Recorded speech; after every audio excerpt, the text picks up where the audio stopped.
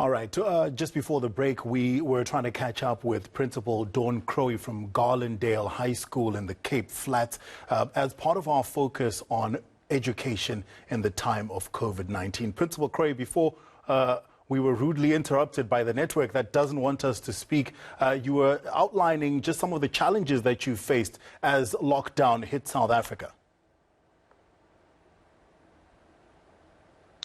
Yes, the challenge for our learners was that at the start of the lockdown, the long lockdown, level 5, our learners were sent home without any preparation. It was a sudden lockdown, it was unexpected, and so the school arranged work packs which the parents collected for learners to complete at home. This posed a challenge to our children, as at home there was no internet, there's often no data. The parents are not always able to assist high school learners. The learners were added that they had to often supervise the younger siblings and take on additional household responsibilities. And obviously, there is no substitute for a teacher in the class. So they were left to almost learn on their own. With the return to school, all our learners have not yet returned. We don't have enough teachers, we don't have enough to attend school every day. Our grade 8 to 11 learners attend school on alternate days. The learners are challenged to catch up with a congested curriculum.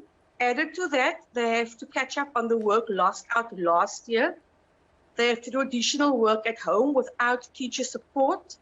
And there are huge learning gaps because they missed out most of last year, especially our grade 12s. They probably didn't have a grade 11 year.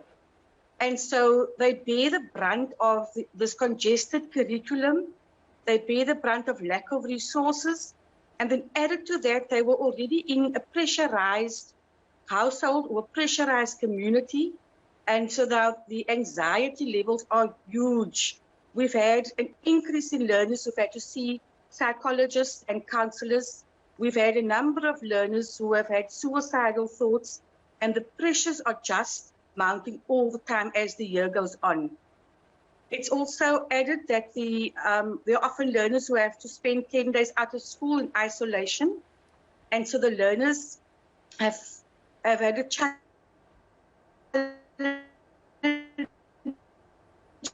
year and a half. And the gaps, there's no shortcut to closing up those gaps, as well as the mental and emotional, are in a constant state of anxiety. It is trying to get the curriculum completed, catch up on the work missed out last year, and then putting in the extra hours throughout weekends, evenings. The holidays have been cut short because we mark through the holidays. There's the teaching load, there's the added administrative work, and teachers too have shown additional emotional and mental fatigue, and it's just not been a good year all around. Principal Crowie, unfortunately, we're going to have to cut the conversation a bit short because the connection is not that great, but I think you've done a great job in sort of painting a picture of the kind of troubles that are faced by our schools. Principal Dawn Crowie from Garlandale High School in Athlone, and she's speaking about just how much schoolwork they've lost out on, the pupils at her school, how the teachers are suffering as well. And what's worrying for me is how she said, listen, there's no shortcut. Right, we just need time for these kids to be able to catch up. Some of her pupils still on hot sitting, you know, the alternate weeks.